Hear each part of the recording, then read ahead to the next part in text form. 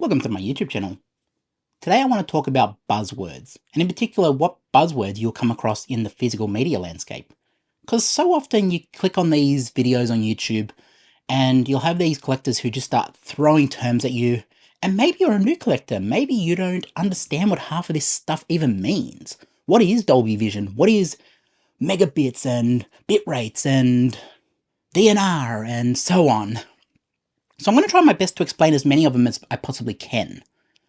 And I'll try to keep this video short. I'll try to keep it within like 10 minutes, just so it's not dragging on for hours on end. Even though I know YouTube likes hour-long videos, we're going to try to keep this short. So I'm just going to get a random 4K Blu-ray off my shelf. So let's start at the absolute basic. 4K Blu-ray. 4K resolution, which is 13, not 13, it is 3860 by, it's basically a bigger, double the resolution of 1920 by 1080. I'm not great at math. But I'm just going to grab any random Blu-ray off my shelf for any random 4K. Let's get The Exorcist. Great movie. So on this one, the first thing I see that pops off right at me is HDR. What is HDR? So HDR is a color space almost, and it will give you information in that color space that may make the colors pop a bit more, that may make a bit more resolution come out through certain details. That's what HDR is in essence. It's more information that relates to mostly the colors. And so you might have something that on Blu-ray that looks a bit flat, or when I say flat, I mean like a bit not as colorful, and then you'll go to the 4K and it'll have HDR, and the HDR will look to pop on screen, so it'll look a lot better. That doesn't mean the Blu-ray is in any way bad. It just means that you're looking at standard dynamic range versus high dynamic range.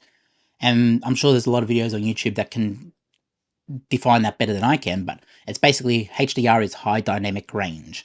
And it is on smartphones these days, so those features are implemented into smartphones like the iPhone, and I'm pretty sure it's on the Samsung Galaxies and Googles as well.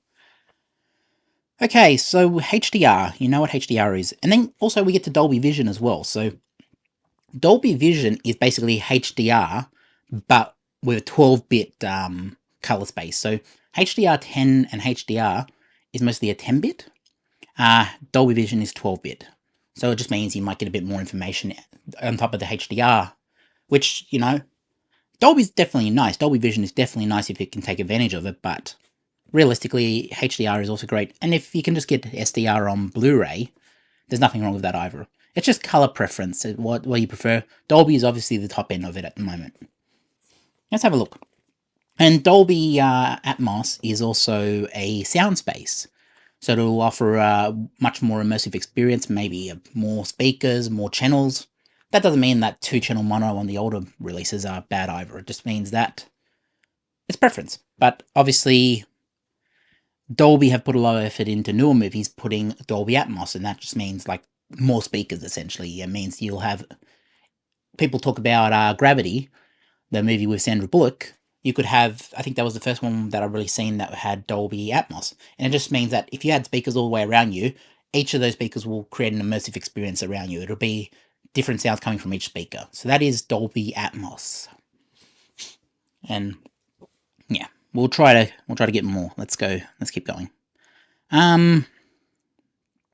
What else is on here? 2160p. Yep, that is 4K resolution. So it's talking about 4K Blu-ray. What else is on here? What's some other buzzwords? What is a transfer, actually? So I did a short video that I explained really quickly what a transfer and all this terminology is. I do these quick takes that are like YouTube shorts. But what is a transfer? So a transfer is something that, let's say, okay, for example, let me get 2 good examples of it. They're packed in really tightly, sorry about this, but I prefer my collection to be packed in tightly, so let's get Terminator 2 here, and let's get Terminator 2 here. If I can pull it out from behind me, because it's very tightly jammed in. So when we talk about transfers, this is an older transfer to this new transfer. What is a transfer? So a transfer is basically an update. In simple terms, it is an update. It's like if you update, you have a new transfer. So like Cameron had initially released this one on Blu-ray, and this was signed off on. Cameron was happy. It went out. It went out with his consent to release it. And then with the 4K restoration, it's a new transfer of the movie.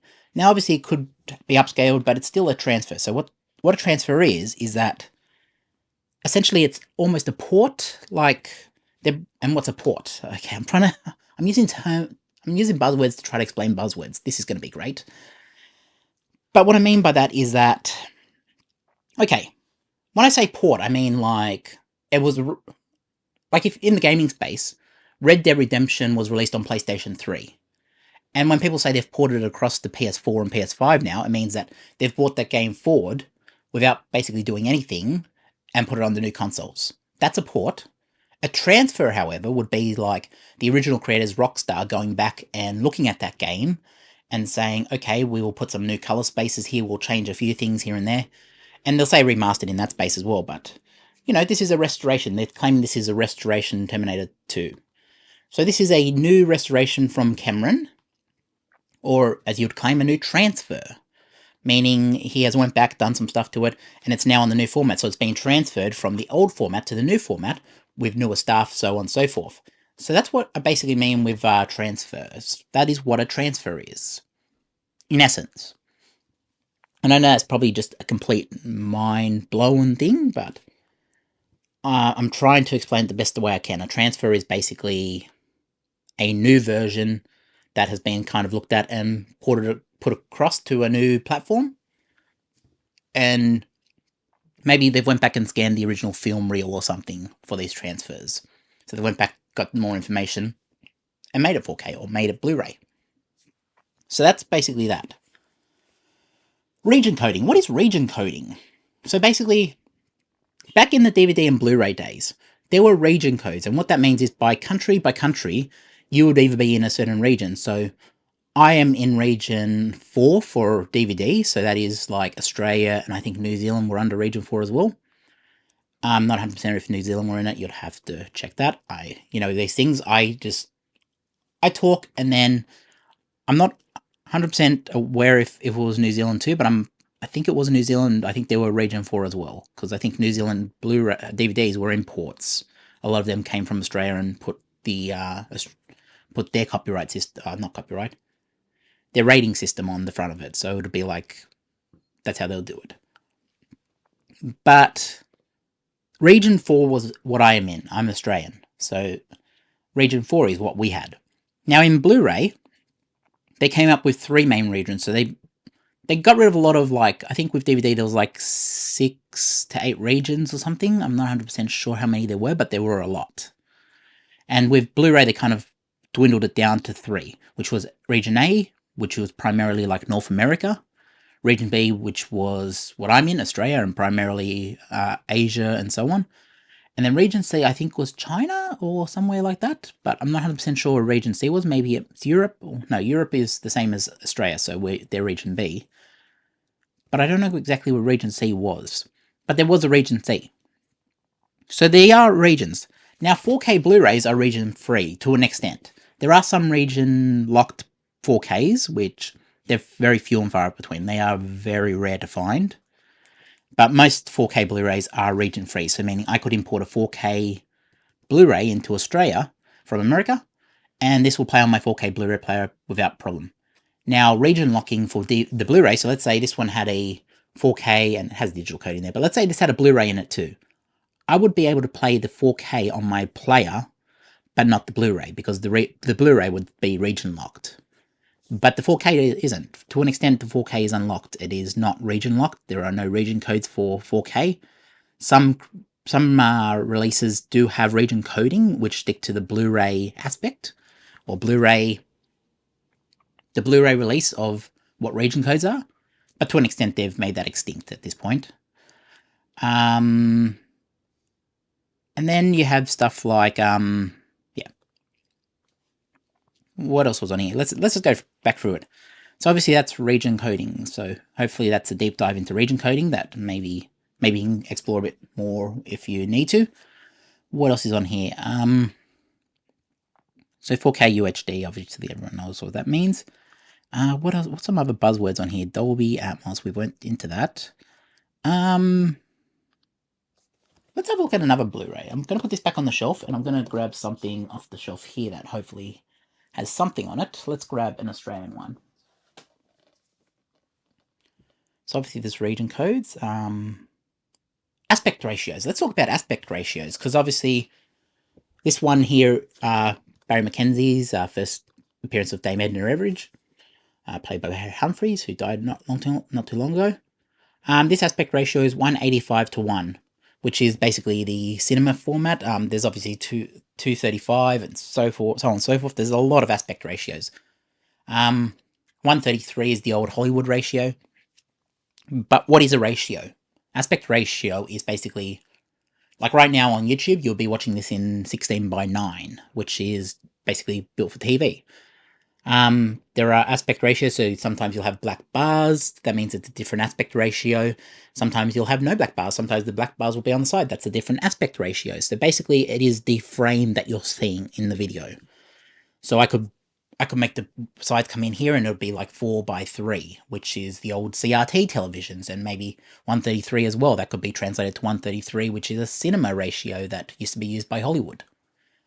So when I talk about aspect ratios, that's basically the gist of it. It's just what you see on screen, the framing. Sometimes you'll have black bars up here, sometimes you'll have black bars on the sides, but that is in essence what an aspect ratio is. It is what you see on screen and how much of the image you actually see. Like, let me see if I can get the whale out. I don't know how jammed in it is over the side here, but I'm going to try to get him out anyways. Like, this was shot in 133. And the reason for that, where is it? Yeah, it was shot in 133, was because they wanted to create the walls are closing in on him sort of vibe, or, I forget the exact terminology, but they wanted to create a vibe to it to where it felt like he was in danger. His life was constantly in danger. So they made this frame as small as possible. They tried to close in the walls almost, and that's why this was not shot typically like any other film. It was shot in almost what you could call 4:3, even though it's not exactly to the specifications. But that's what I mean. Aspect ratios are sometimes an artistic choice, sometimes they're not. But that's a deep dive into that. Let's put that back over there. Is there anything on there I want to talk about? No. Okay, let's look at Barry McKenzie. Let's see what's on this one, Blu-rays.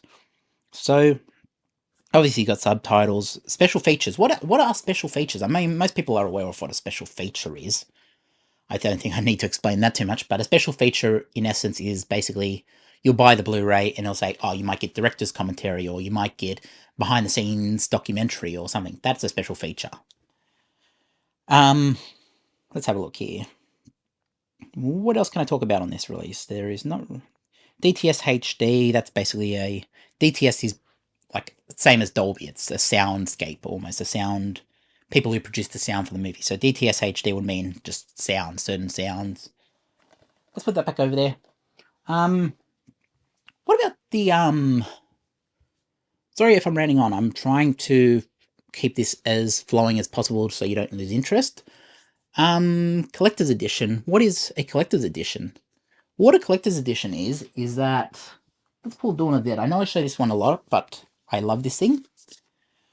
Dawn of the Dead is a collector's edition. This one is a limited edition, actually, but what are editions? So what an edition is that, like, Dawn of the Dead here is a limited edition release, and that sort of means that there are very limited numbers of how many they're putting out. The studio have said, okay, we may only print 1,000 of these. That would be limited edition. Special edition might be, they're going to keep printing them. They're not going to give any real number and say, oh, we're not... They might just print until people get bored and stop buying it.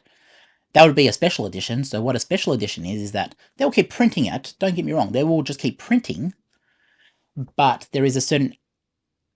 Special edition might also have certain things like both cuts of the movie, or like more director's commentary, or more special features, or so forth.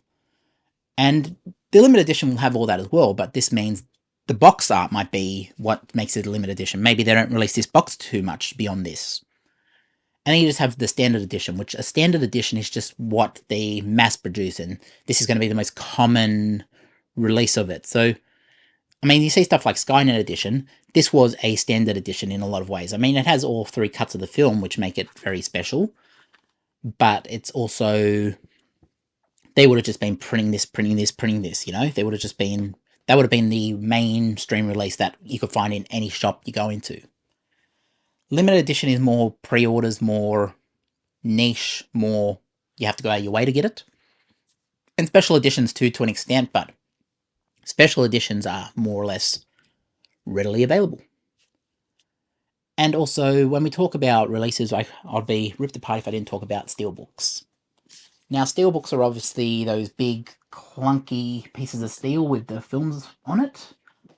And I know people are going to rip me apart for saying that, but I'm not a big fan of steelbooks, to be honest. I think they are too easily scratched. I'm trying to put Dawn of Dead back into place. 1 second. I want to make sure that it's not scratched away. There we go. Like, let's get The Nun 2 off the shelf. I just want to show you actually, yeah, we'll get The Nun 2 off the shelf. Not the best movie, but like, this is a steelbook. It's like, you get the film, you can open it up, it gets this nice print on the back and so on. And then you open it up and it's kind of like a steelbook, nice image inside, but it's basically a steel book. It's a steel case for your Blu-rays. That's what a steelbook is. What else can I talk about? Obviously there are other things besides HDR and HDR10, which is HDR and HDR10 are basically the same. I think there's a HLG, which is television space, that's used in the television space. And that's basically, that hasn't caught on yet, but I know it was used for the 2020 Tokyo Olympics. I think that's where you first heard of HLG or whatever it's called. But there is another one out there that's in the color space. That just means more color space and more, maybe, information. I don't know if I can explain a bit of bit rates. Obviously, if you want to know what bit rates and that sort of stuff means, there are tech channels that you can probably watch that would explain a lot better than I can. But a bit rate, like when I talk about, what's the megabits on this? It plays at 56 megabits or per second or whatever it's called. Or the bit rate. What's the bit rate? Well, I'm just talking about, okay, it's reading this much information per second. Whereas the stream might only show you 25 megabits per second. And what does that actually mean? Well, with something like Game of Thrones that was mostly seen online when it first broadcast, it means that the information that's getting relayed, like in really dark scenes, you'll get more information from the Blu-ray than you would from the stream. Because streams might lock it at 25 megabits or the bitrate might be 20 or something, or 15 megabits. Whereas Blu-ray or 4K will be unlocked and it'll show you as much information as possible that can fit on the disc. And that's why some people say, oh, Game of Thrones, you should watch the darker scenes on Blu-ray. And yes, it makes sense because the bitrate will be a lot higher and it'll be able to relay a lot more information. Like the creators out there the people who actually make this stuff will be looking at the Blu-ray very carefully and trying to put as much information on there as possible for the people watching it, you and I. That's just a few buzzwords I can think of. I'm just trying to think if there's anything else that I can really think of. Obviously, mono sound, the original mono sound is for stuff like Casablanca, that is the old audio, so it's one track. Mono is one track. And what's a track? Well, not train tracks, but what it is one track of audio means that they only had like one, we'll just call it a line. They only had one line of audio. Whereas stereo is 2 lines of audio, and so on and so forth. Dolby might offer 7 or 8 tracks of audio. So mono track is 1 track. Stereo is 2 tracks, or sometimes upwards of 2 tracks. Sometimes stereo can have, I believe, up to 8 tracks sometimes.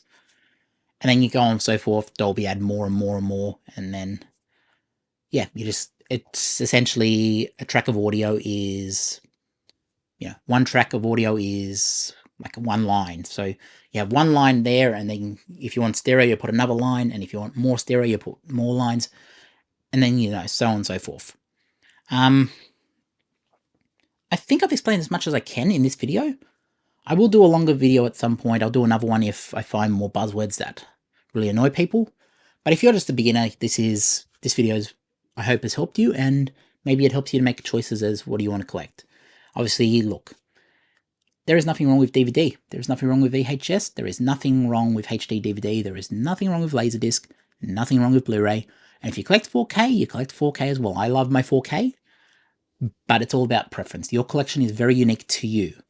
And I don't like this tribalism of, oh, my collection's bigger than yours. Who cares? Yes, I have a big collection as well. And I see all these YouTubers saying, oh, but I have 10,000 movies. Cool, dude. Do you? I just believe that we need to stop this tribalism of who has the most, who has the biggest ruler, you know, what's the measurement of your collection? This is so going to get demonetized if I keep going down that route. But yes, I just do not like this tribalism aspect of it. As I wear my cool Steph Rollins shirt, obviously wrestling fans are the most tribalism people in the world who kind of pick sides, and Cody versus Roman and so on. Yeah, we get into our wrestling. But look, at the end of the day, we're all physical media collectors. We all want to keep this alive. And people gravitate towards my channel because they want to see me talk about it. And I gravitate towards people like Films at Home because I like what he says about it. And he'll gravitate towards people and so on and so forth. I mentioned Jeff on here a lot from Films at Home because to me, he is really cool in the space. He does also do a lot of explainers and try to make it more accessible to the newer collector.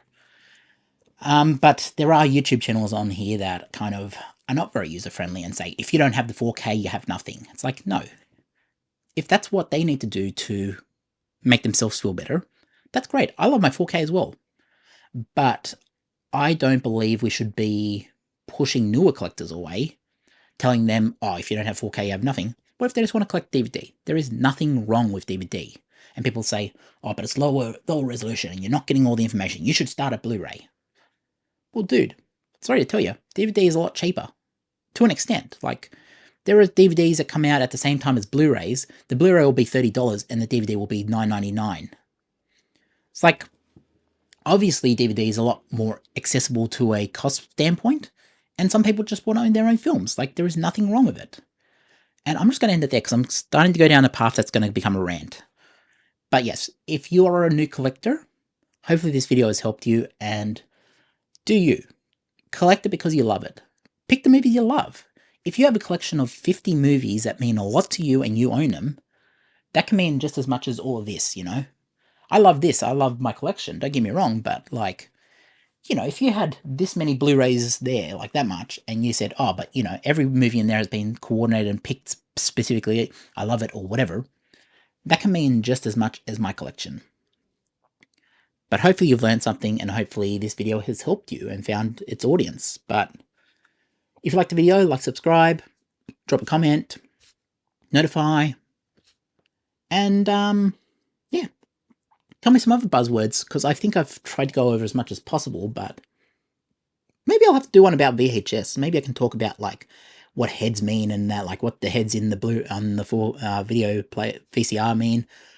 I could talk about all this stuff maybe in another video, but that would have to be a video VHS related video. So maybe I'll do that at some point. Maybe I could talk about the common issues of stuff like VHS, like mold and that. Maybe I could talk about stuff like that. But for right now, this video is an explainer about the terminology, and I feel like I've got through as much as possible as in this video as I can. And if you like it, like, subscribe, drop a comment, so on and so forth. You already know the motto. And we'll catch you in the next one. And I don't know what else to sign off on other than keep supporting film. New collectors, collect because you love it. Catch you in the next one.